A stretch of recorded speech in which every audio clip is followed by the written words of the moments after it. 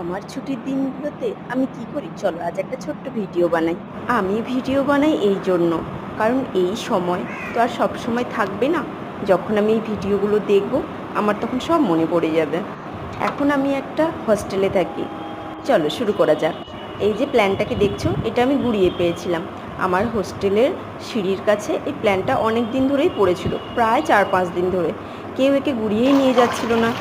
তো আমি ভাবলাম একে বরং আমিই সঙ্গে নিয়ে যাই। তো ঘুম থেকে উঠে আমার প্রথম কাজ হলো এই গাছটার জল চেঞ্জ করা। তো আমি কলের তলায় চলে এসেছি, এসে আমি জলটা চেঞ্জ করে নিচ্ছি। আমার অফ ডে থাকে মঙ্গলবার করে, কারণ আমাদের এই লাইনে আমরা তো আর সানডে করে ছুটি পাই না। তাই সপ্তাহের যে কোনো একটা দিন আমাদের ছুটি দেয়। আর আমি আমার এই গাছটাকে খুবই ভালোবাসি।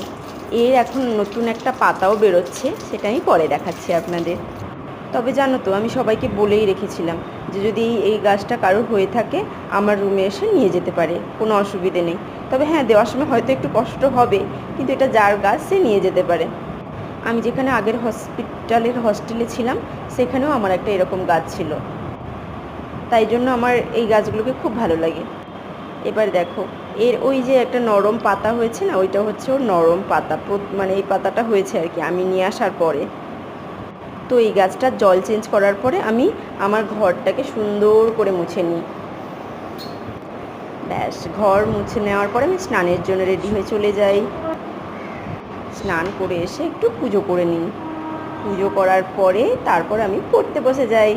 শেষ আমার ডেলি রুটিন।